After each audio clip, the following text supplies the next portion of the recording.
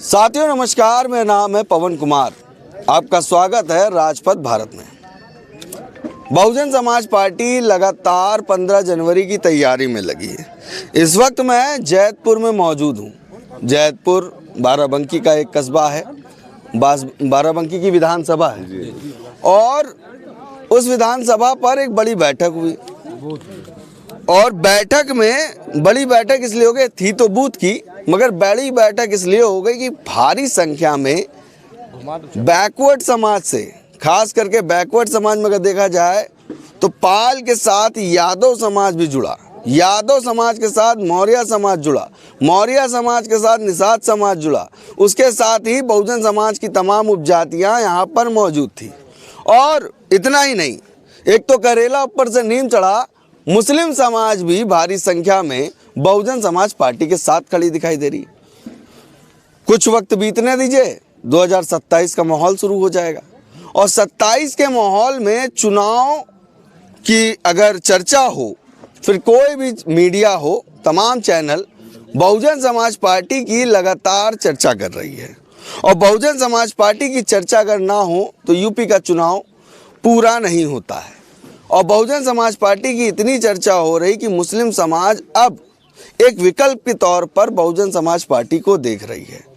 आइए हम बात करते हैं, तमाम लोग हैं, एक हमारे साथ जर्नलिस्ट हैं, उनसे भी आपको हम परिचय करवाएंगे। और बहुजन समाज पार्टी से अभी हाल ही में युवा अजय गौतम मंडल देख रहे हैं, बाराबंकी से अयोध्या तक, और उनको जिम्मेदारी दी गई। उसके साथ तमाम मुस्लिम समाज के लोग, बैकवर्ड समाज के लोग बहुजन समाज पार्टी को आज ज्वाइन किए हैं।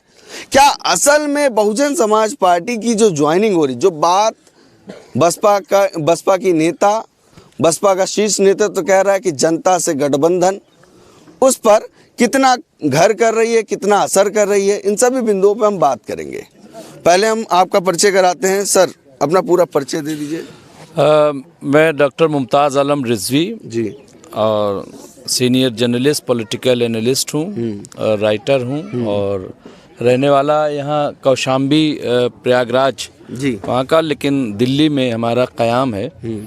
और बीएसपी हमने ज्वाइन की और मुझे ऐसा लगा कि जैसे ऊपर से कोई आदेश आया हो।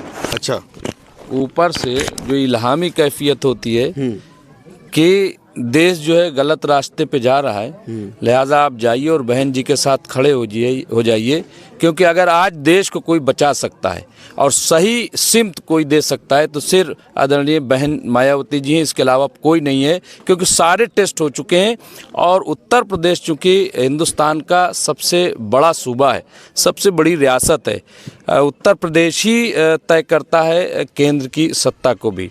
तो सबसे पहले हमें उत्तर प्रदेश को ठीक करना है। और हमने देखा कि 2007 से 2012 आज सबको याद आ रहा है।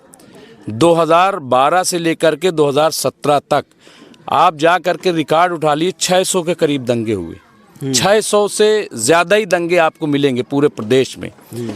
इसके बाद मैं और ज़्यादा नहीं कहूँगा, बाकी आप सब व्यवस्था जानते हैं।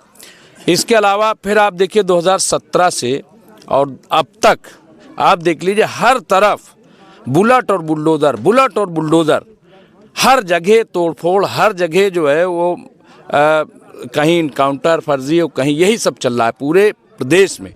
और डेवलपमेंट के नाम पे कहीं कुछ नहीं हो रहा है, कहीं कुछ नहीं। इसलिए मैं एक चीज़ कहता हूँ कि बहन जी का जब राज था, न बुलेट न बुलडोज़र, लेकिन माफिया सब अंदर थे, कोई इस बात से इनकार नहीं करेगा। और प्रशासन में बैठे लोग वो थर-थर कांपते थे कि पता नहीं बहन जी का कब आर्डर आ जाए और कब उन जो है। तो ये जो बहन जी की याद है, आज सब बहन जी को याद कर रहे हैं। और मैं ख़ास तौर से मुस्लिम समाज के बारे में, मैं माइनॉरिटी को लेकर के पूरे प्रदेश में इस वक्त भ्रमण कर रहा हूँ, घूम रहा हूँ, और ना मुझे किसी पद की ज़रूरत है और ना मुझे किसी ओहदे की ज़रूरत है, क्योंकि ऊपर से आदेश आया है कि बहन जी के साथ आपको चलना है। इसलिए मैं पूरे प्रदेश में जा रहा हूँ और एक ही बात कहता हूँ, अपने माइनॉरिटी के लोग, 100 काम तो ऐसे बहन जी ने लिस्ट अब जारी कर दी है, तो लोग खुद ही देख लें कि वो क्या क्या, लेकिन 4-5 काम मैं बड़े बहुत तेज़ी, चूँकि मीडिया में मैं जानता हूँ, मीडिया का आदमी हूँ, कि बहुत लंबी बात नहीं होती है, तो 4-5 काम आप देखिए कि माइनॉरिटी कमीशन किसने बनाया? आदरणीय बहन मायावती जी ने। आप देखिए माइनॉरिटी कमीशन बनाया। इसके साथ साथ आप देखिए कि लखनऊ में, बाराबंकी से लखनऊ कितनी दूर है, पहली बार आदरणीय बहन मायावती जी ने उर्दू, अरबी, फारसी यूनिवर्सिटी का कयाम किया। आप सोचिए कि किस लेवल पे जा करके, आज लोग नाम सिर्फ बदल रहे हैं, बहन जी ने बनाने का काम किया।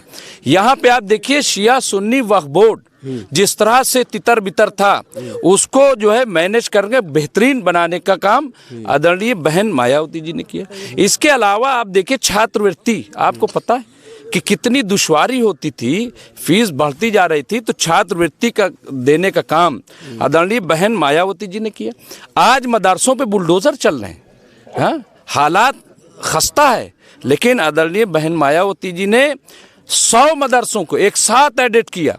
यानी जहां मदरसों के टीचर की तनख्वाह महज 500 रुपया थी, जैसे ही एडेड हुआ 25,000 तनख्वाह हो गई। ये मैं आपको बता रहा हूँ 2007 से 2012 की बात। और इस तरह के न जाने अनगिनत काम है। इसलिए मैं तमाम लोगों से कहता हूँ कि बयानबाजी और बयान बहादुरों के चक्कर में मत पड़ो। बयानबाजी से आपका नुकसान हो रहा है, पोलराइजेशन दूसरी तरफ हो रहा है, और प्रदेश और देश का माहौल ख़राब हो रहा है। इसलिए आदरणीय बहन मायावती जी के साथ मैं तमाम लोगों से आह्वान करता हूं। मुझे बहुत खुशी है कि आज हमारे तमाम भाई डॉक्टर साहब मोहम्मद इब्राहिम साहब हैं और तमाम साथी, और आज मैं देख रहा हूं एक बूथ मीटिंग थी, सिर्फ मतलब ज्वाइनिंग की मीटिंग नहीं थी, लेकिन जैसे ही सुना कि हमारे जो प्रदेश के अध्यक्ष हैं, इतनी प्यारी शख्सियत है, मैं कई जगह भ्रमण इनके साथ किया, कि जैसे ही सुना कि माननीय मान्यवर विश्वनाथ पाल जी आ रहे हैं, तो मैंने अभी देखा कि बिल्कुल भर गए लोग। 200 तो हम बता रहे हैं, बहुत सारे लोग तो गिने न गए होंगे कि जिस तरह से लोग आ रहे हैं, जोग दर जोग। तो मैं आपके माध्यम से और तमाम पूरी जिम्मेदारी से कह रहा हूँ कि प्रदेश को बचाइए 27 में, और फिर देश को बचाइए 29 में, क्योंकि संविधान, आज मुस्लिम समाज जो कहता है कि साहब हमें संविधान ने ये इजाज़त दी है कि आप मज़हब पे चलो, ये इजाज़त दी है, ये करो। संविधान किसने दिया? संविधान किसने दिया? डॉक्टर भीमराव अंबेडकर जी ने। आज हम जब कहते हैं आर्टिकल 19 हमारे हक की बात करता है, आर्टिकल 26 हमारे हक की बात करता है, आर्टिकल 27 हमारे हक की बात करता है, माइनॉरिटी इंस्टीट्यूशन की बात आर्टिकल 29, 30 करता है, तो ये कैसे करता है?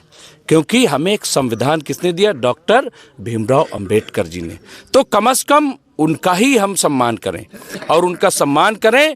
और 2 बार चूंकि लोग देख चुके, 17 में भी देख चुके और 22 में भी देख चुके हैं, कुछ होने वाला नहीं है। एक जो तथाकथित पार्टी है कि साहब वो बड़ा मुसलमानों को, मैं कहता हूँ हिंदू मुस्लिम की बात नहीं, प्रदेश बचाने की बात है, लॉ एंड ऑर्डर बचाने की बात है। इसलिए अब 27 है, 27 में सारे लोग आदरणीय बहन जी के साथ आएँ और उन्हें 5वीं मर्तबा उत्तर प्रदेश का मुख्यमंत्री बनाएं, और ये तय करें उसमें कि इस बार 29 में आदरणीय बहन मायावती जी देश के प्रधानमंत्री भी बनेंगे। बहन कुमारी मायावती जिंदाबाद। नारे ना लगाइए, मैं बात कर लेता हूँ। थोड़ा सा सीरियस हो गया है मुद्दा। आपने तमाम बातें कही, आपने कहा पॉलिटिकल बीट देखते हैं, उत्तर प्रदेश का दौरा कर रहे हैं, चुनाव अभी समय है, और चर्चा में बसपा चल रही है, सभी चैनलों पर चल रही है, ना चाह कर भी बसपा की ही बात हो रही है।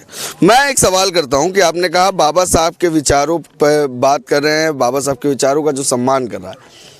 एक गठबंधन बना, उस गठबंधन ने भी बाबा साहब, संविधान, इसकी बात की। मौजूदा स्थिति क्या है और आप कैसे देखते हैं? क्या अमल नहीं कर रहे हैं?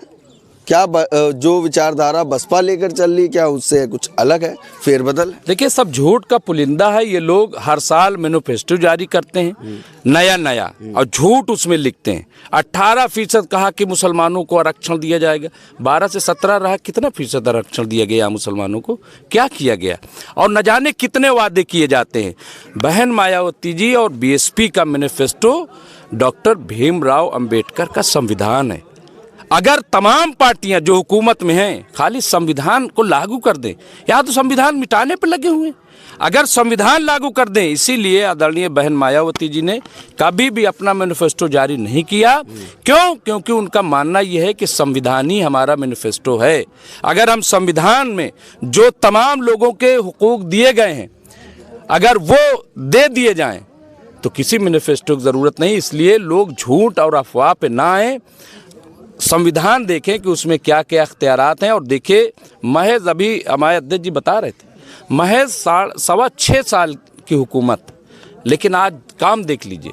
मेरी बहन जिनका कोई सियासत से लेना देना नहीं, यही कानपुर में उन्होंने हमें दिखाया, छत पे जाके कहा ये देखिए ये 60 फीटा रोड जो है, जहाँ पे मतलब कोई इधर आने के लिए तैयार नहीं था, गड्ढे थे, हाँ नाला था, लेकिन 60 फीटा रोड आज बना दिया। जो ज़मीन 100-200 रुपए वहाँ पे फीट थी, आज वो 1 लाख रुपए फीट ज़मीन हो गई है। ये मेरी बहन कह रही है, उनको कोई सियासत से अमल दखल नहीं है। तो इस तरह से मैं देख रहा हूँ, मुझे बड़ी खुशी हुई कि मेरी बहन जो घर में है, नकाबपोश है, कोई सियासत से लेना देना नहीं। तो मुझे लग रहा है कि अब घर घर तक ये पैगाम पहुंच गया है कि आदरणीय बहन मायावती जी ही काम कर रही हैं और वही सही से संविधान को लागू कर रही, वही देश बचा सकती हैं। आप दिल्ली से देखते हैं पत्रकारिता को, कितने साल हो गए? मुझे तकरीबन 27 साल पत्रकारिता करते हो गया। मैं 98 से यूनाइटेड भारत इलाहाबाद से मैंने शुरू किया था, तब मैं इलाहाबाद विश्वविद्यालय में पढ़ता था। फिर मैं यहाँ से मास्टर डिग्री लेने के बाद मैं एमफिल पीएचडी दिल्ली यूनिवर्सिटी से मैंने किया।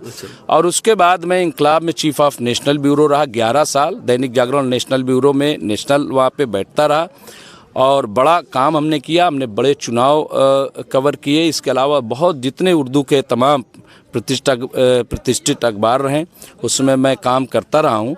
तो इसलिए मैं यूपी का पूरा चुनाव कवर किया, बिहार का चुनाव कवर किया, मैं महाराष्ट्र भी गया।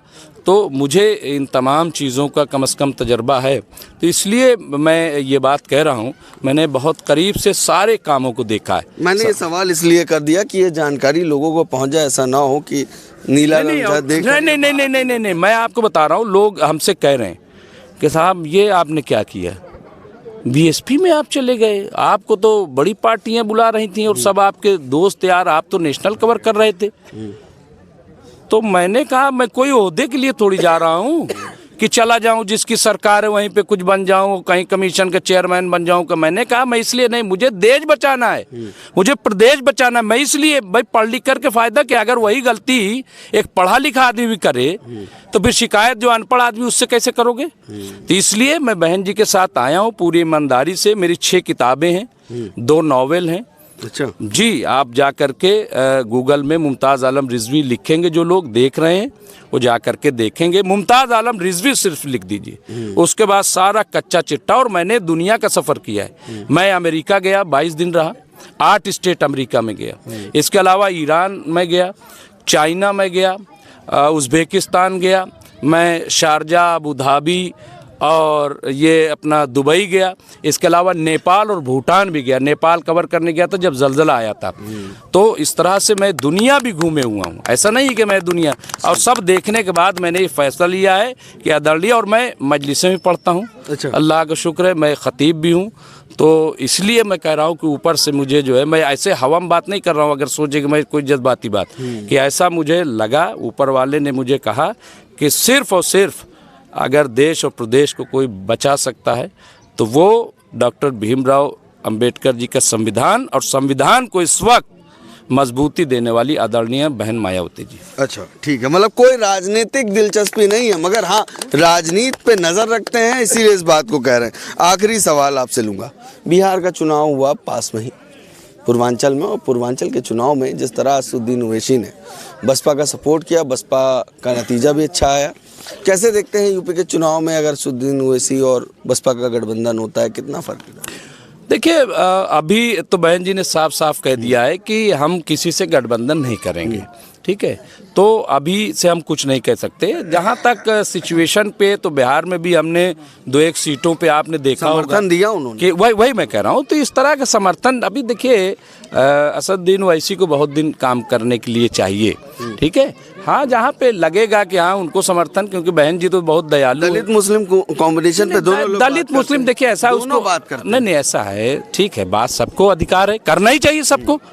दलित मुस्लिम क्या, हमारी बहन जी दलितों के सिर्फ लीडर नहीं है, ना ना ना ना, पूरे पिछड़े समाज के लीडर है। ये जो लोग समझ रहे हैं ना, ये उनको बता दीजिए कि बहन जी कभी भी, बहन जी ने नहीं कहा कि मैं दलितों के सिर्फ लीडर हूँ। ये तो लोगों ने जबरदस्ती जो है उसको उठा रखा है। ये जो पीडीए पता नहीं क्या क्या बनाए हुए हैं, ना ना, ये सही बहुजन, अभी मैंने टीवी पे कहा हिंदू राष्ट्र की बात चल रही थी, हिंदू राष्ट्र, मैंने कहा नहीं, बहुजन राष्ट्र, बहुजन राष्ट्र, बहुजन राष्ट्र है ये, बहुजन राष्ट्र ही बनेगा।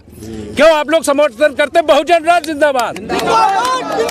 तो ये देश जो है बहुजन राष्ट्र है, ये हिंदू राष्ट्र नहीं है, बहुजन राष्ट्र में साबित कर दूंगा। और बहुजन में सब है, बिल्कुल ये बात सच है। बहुजन की लीडर मायावती जी, बिल्कुल ये बात सच है कि इस देश की एक मतलब एक अलग ही अंदाजे बयां है। यहाँ पे सभी त्योहार, सभी धर्म के लोग रहते हैं, आपसी भाईचारा लेते हैं। एक और युवा हमें दिखाई दे रहे हैं, आपका क्या नाम है? हमारा नाम रोहित पाल है। आज बहुजन समाज पार्टी ज्वाइन की? हाँ, इससे पहले हम सपा में काम करते थे। अच्छा, ऐसे नीचे स्तर पर।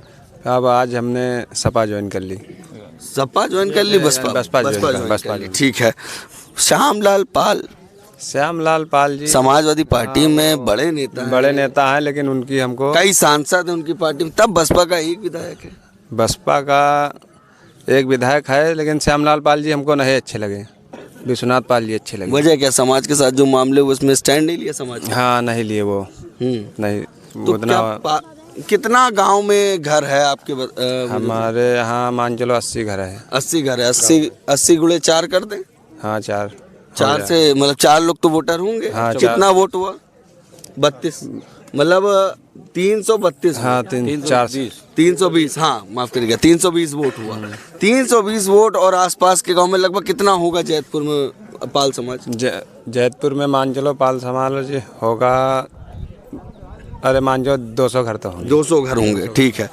क्या आपके साथ से पाल समाज ज्वाइन किया कि तमाम और भी लोग आए हैं हमारे साथ ज्वाइन होने के लिए? अब उनको भी ज्वाइन कराए हैं। अच्छा। हाँ, वो लोग खुद हमसे बता रहे थे कि हमको बसपा ज्वाइन करनी है, तो हम बताएं कि हमको भी बसपा ज्वाइन करनी है, चलो साथ में। 15 जनवरी को जन्मदिन है, अयोध्या मंडल में कार्यक्रम होगा। हाँ, जाएंगे, भारी से भारी संख्या में जाएंगे। वजह क्यों आ रही, बसपा ही क्यों पसंद आ रही? बसपा पसंद आ रही है क्योंकि मायावती जी का जो काम था वो बढ़िया था। अच्छा। हाँ, बाकियों से बेहतर था। हालांकि बसपा ने तमाम पाल समाज के नेता दिए, मगर आज वो नेता कहीं ना कहीं दूसरी पार्टी, वो अलग चले गए हैं, उनकी दूसरी सोच है।